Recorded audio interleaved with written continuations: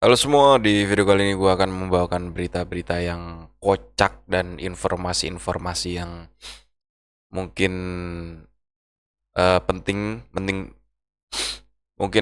mungkin juga enggak gitu. Jadi silakan nonton kalau yang mau nonton.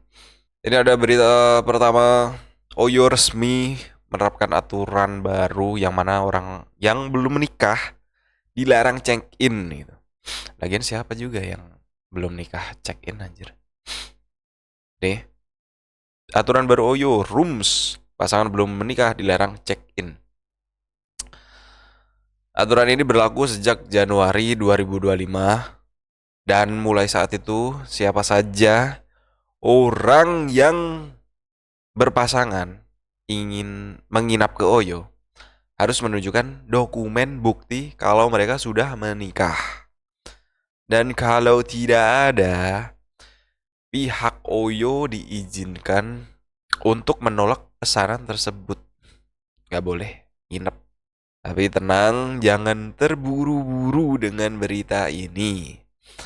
Karena aturan ini baru berlaku di beberapa tempat.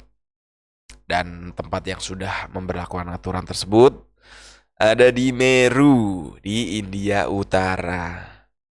Jadi belum ada kabar juga dari pihak Oyo Indonesia terkait aturan ini apakah sudah diterapkan di negeri ini apa belum.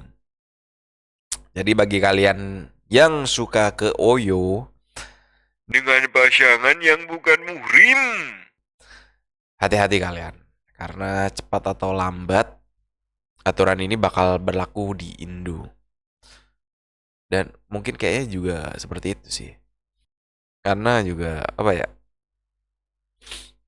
Aturan juga udah ada, cuma baru diterapkan kan di sana ya, di India. Bertahap mungkin ya. Gak tahu Indo kebagiannya kapan, mungkin terakhir kali. Jadi ya nikmatin aja gitu, selagi masih bisa. Ini kan pihak Koyo mau nge-rebranding nama perusahaan mereka gitu. Yang selama ini terbilang buruk di mata masyarakat. Enggak buruk juga sih. Ya, mungkin buruk di mata masyarakat, cuma tidak buruk di mata orang yang suka zina. Karena biasanya pasangan muda-mudi kan yang ke Oyo itu rata-rata belum menikah. Sudah jelas. Dan kalaupun apa ya? Adapun yang sudah menikah itu mungkin salah satunya belum menikah. Jadi yang mungkin yang cowok atau yang cewek sudah menikah, yang satu belum. Kalau enggak ya dua-duanya sudah menikah, tapi bukan pasangan suami istri. Itu mungkin mungkin teman kantor. Biasanya sih gitu. Teman kantor, teman kerja. Biasanya sih di Cikarang ya banyak. Cikarang, Karawang, Bekasi, Jakarta, teman kantor gitu. Lagian aneh juga sih. Ini Oyo di Indo nggak ada aturan untuk pasangan yang belum menikah, itu aneh banget. Dan nggak ada yang protes gitu dari kemarin-kemarin. Kemana ini orang-orang ormas yang biasanya kalau ada begitan paling rame sendiri gitu. Sok-sok paling apa ya, paling mulia, paling suci itu kemana coba? Biasanya udah pada koar-koar gitu. Ini haram lah, itu haram lah, main hakim sendirilah, nyamperin tempatnya, terus diobrak-abrik tempatnya. Sampai detik ini tuh nggak ada tuh yang protes biar ada aturan yang belum menikah dilarang check in. Nggak ada beritanya. Santai-santai aja. Malah yang kemarin-kemarin yang gua tahu ada yang jualan miras itu di apa, tempatnya dihancur-hancurin sama mereka, botol-botol minumannya dipecah-pecahin di tempat. Dengan negara ini, negara Indonesia yang mayoritas kaum muslim, tidak ada satupun dari mereka yang protes akan hal ini gitu. Padahal ini kan udah jelas gitu, maksudnya udah bukan bukan rahasia umum. Giliran ada yang ngerayain Natal pakai topi Natal, pada koar-koar, pada dicopot-copotin tuh topi-topi Natal. Padahal itu kan tradisi umat tertentu gitu. Dan mereka juga nggak melanggar hukum. Kalau Oyo kan udah jelas ya mereka. Gak usah ditanyain. Ya saya harap ada regulasi baru lah dari pihak Oyo Indonesia gitu.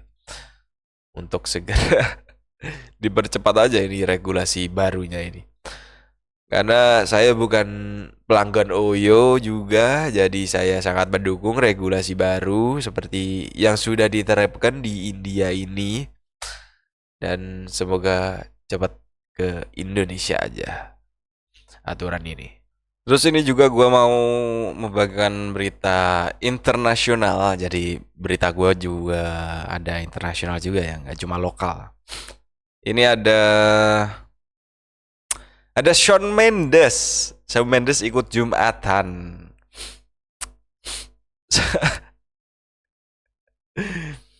Seorang penyanyi barat, penyanyi bule-bule ikut Jumatan.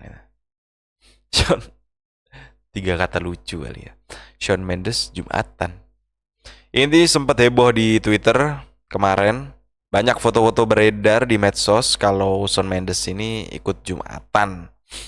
Cuma gue nyari foto asli orang yang ngepost tuh ternyata udah nggak ada gitu. Sebagian udah ada di private, sebagian juga akunnya udah nggak ada. Tapi dari banyaknya simpang siur, apakah itu beneran Shawn Mendes apa bukan? Atau cuma mirip doang gitu kan, banyak orang yang mirip-mirip artis tertentu terus memanfaatkan kemiripan mereka untuk ya iseng apa ngeprank atau ya apalah gitu. Dan jawabannya adalah bener, itu adalah Shawn Mendes. Nggak tahu dia apain ya. Nah, dari berita yang gua baca, Shawn ini ikut Jumatan di Masjid New York University. Dalam keterangannya menyebutkan bahwa Shawn ini lagi mendengarkan khutbah Jumatan. Tapi apakah dia ikut sholat apa enggak? Nggak ada keterangannya. Nggak ada yang tahu. Yang tahu mungkin cuma orang-orang di situ gitu. Yang jelas dia ikut dengerin khotbah gitu. Itu aja. Dan kenapa hal ini kayak jadi heboh gitu? Karena diketahui bahwa Shawn ini, Mas Shawn ini tuh sebenarnya Kristen bukan Islam. Kayaknya yang bikin heboh tuh itu gitu. Tapi Shawn ini nggak pernah kayak ngebuat pernyataan dia tuh sebenarnya menganut agama apa gitu. Dia nggak pernah bikin statement agama dia apa. Cuma beberapa kali Shawn ini membagikan kegiatannya yang sedang merayakan Natal. Dan pada tahun 2020 yang lalu, pas zaman-zaman masih COVID, dia tuh merilis lagu Christmas bersama Mbak Mantan, Camila Cabello. Camila Cabello. Dengan hal-hal tersebut, ya bisa diasumsiin ya, kalau dia itu Kristen. Maksudnya persepsi masyarakat jadinya gitu. Walaupun dia nggak pernah ngomong ya kalau dia itu Kristen, tapi ya jadinya apa ya? Jadinya ambigu juga gitu. Soalnya kemarin Salah juga ngerayain Natal gitu, walaupun dia Muslim, walaupun salah juga. Cuma nggak tahu Salah tuh nganggep dirinya salah apa enggak pas dia ngepost ngerayain Natal itu. Ada beberapa alasan kenapa Sean ini ke masjid yang gue lihat dari komenan orang-orang dan dari beberapa artikel ya. Katanya dia ke masjid karena diajak temannya buat dengerin khutbah. Ada juga yang bilang dia lagi proses menemukan jati diri atau perjalanan spiritual gitulah kayaknya. Karena sempat ada isu kan, kalau Mas Sound ini apa abang Bang Sound ini belok atau pelangi atau bahasa umumnya jeruk makan jeruk gitu. Gua nggak tahu itu berita dari mana, cuma beredar banyak beritanya kayak gitu. Dan di beberapa kesempatan Mas Shawn ini mengungkapkan kalau dirinya mengalami titik terendah dalam hidup. Mungkin itu juga yang jadi alasan kenapa dia ada di masjid kampus ini ya, New York University ya.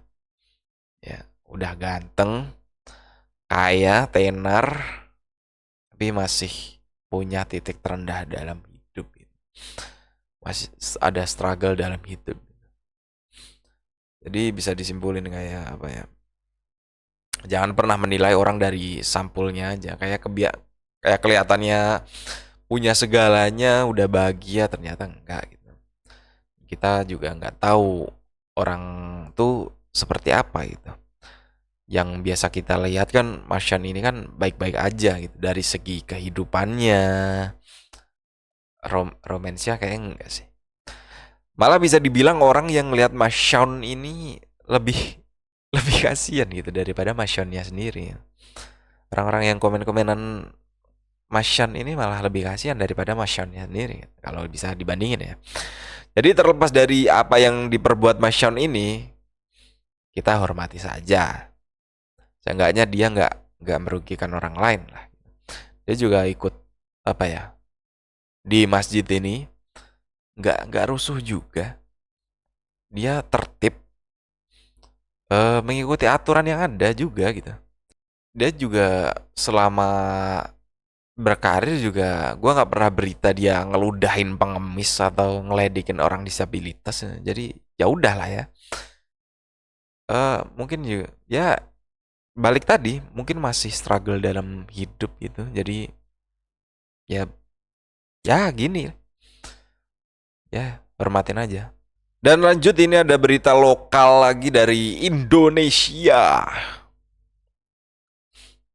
Ini lo bisa baca sendiri. Ini jelas banget dari kegoblokan Unfaedah. Gimana menurut kalian, Der?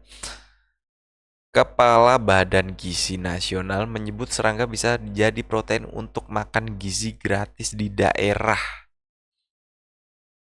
Baru-baru ini ada usulan untuk program makan bergizi gratis yang mana menu dari program tersebut bisa diisi dengan serangga seperti ulat sagu dan belalang.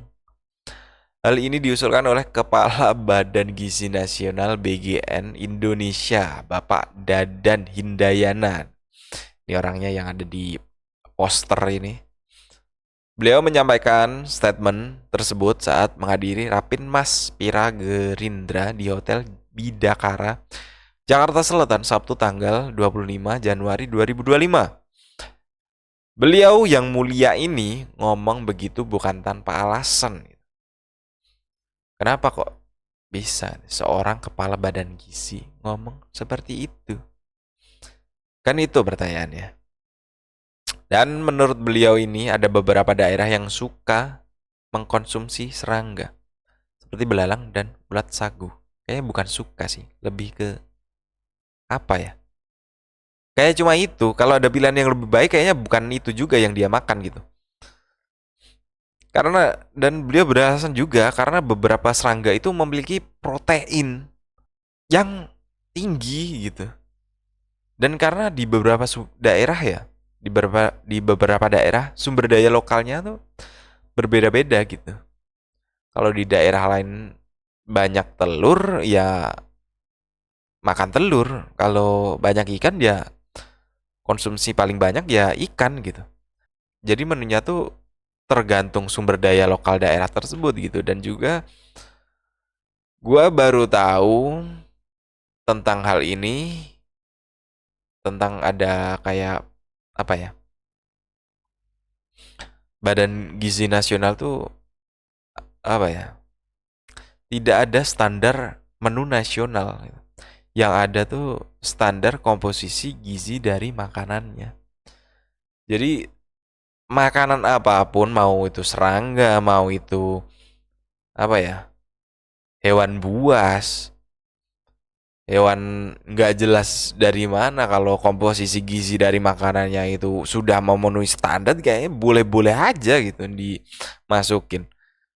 Jadi ini bisa jadi masyarakat di daerah-daerah yang masyarakatnya biasa konsumsi makanan kayak ulat sagu gitu, anak-anak mereka yang masih sekolah yang dapat program MBG di sekolahnya itu bisa jadi makan ulat sagu lagi gitu, udah di rumah makan ulat sagu, di sekolah masih dikasih ulat sagu lagi. Bisa aja kayak gitu. Seandainya pemikiran Bapak dan Hindaya ini direalisasikan gitu. Kalau enggak ya enggak bakal terjadi gitu. Ya memang sih ulat sagu kayak akan protein, tapi kan masa iya sih Pak kayak gitu gitu. Kayak gimana ya, tega banget gitu. Anak-anak dikasih lauknya ulat sagu. Jadi kayak apa ya? Jadinya nggak akan ada kesetaraan gitu untuk semua anak di Indonesia untuk program MBG ini jadinya. Kalau memang bakal terjadi ya nantinya. Menurut kalian gimana tentang pemikiran Bapak dan Hindaya ini tentang serangga bisa jadi protein untuk makan gizi gratis ini di daerah untuk daerah-daerah ya. Coba kalian komen di bawah. Gua udah nggak bisa berkata-kata kalau kalau pejabat yang ngomong tuh udah aduh ngeri banget bro. Dan ini gua nemuin komentar yang apa ya? Mungkin bisa counter ide-ide dari Bapak Dadan tadi. Ini kita baca dulu ya. Dari Bani_Nusa. Dikasih paham sama ini orang, dulu manusia belum punya akal, bener, jadi apa aja dimakan. Dikasih akal dan pengetahuan, makanya sekarang makanan milih-milih. Datanglah kolonial buat ngerusak akal manusia. Terus di ini screenshotan dari TikTok ya, dari Pips. Bener emang ulat belalang di beberapa daerah dimakan, tapi harus tahu kenapa bisa masyarakat makanin hewan. Sebenarnya ada banyak faktor, tapi saya mau bahas dari segi histori dari almarhum abah atau kakek. Dia bilang dulu orang-orang makan ulat, daun, apapun yang bisa diolah untuk dimakan karena kolonial, penjajahan yang tidak memanusiakan pribumi. Makanan-makanan itu harusnya dijadikan simbol kekejian feudalisme, kolonial, dan lain-lain. Tapi makin tahun pandangan orang berubah dan dijadikan budaya atau makanan khas, padahal orang-orang terdahulu merasa jijik. Sekarang Abah malah melarang anak-anak buat makan atau dalam kurung jangkrik karena Abah mau memanusiakan anak-anak, mengembalikan derajat manusia ke tempatnya. Nah, ini udah di headshot nih dengan kata-kata ini. Jadi gimana ya ngomonginnya? Gua nggak bener-bener tahu yang orang zaman dulu tuh gimana karena gua nggak lahir di era itu gitu. Cuma kalau dilihat dari penjelasan komenan ini kayaknya masuk akal juga sih. Berarti kalau di Indo masih ada orang yang mengkonsumsi hal seperti itu di zaman sekarang, bisa diartikan mereka masih terjajah dong. Tapi bukan dijajah sama orang luar lagi ya. Dijajah sama orang sendiri ya. Sekian berita yang saya sampaikan. Maaf kalau ada salah-salah kata atau salah pengucapan ya. Salah misinformasi. Kalau mungkin itu terjadi, tolong benahin di kolom komentar. Saya bukan manusia yang sempurna, banyaknya salahnya. Jadi mohon maaf sekali lagi. So, thank you guys.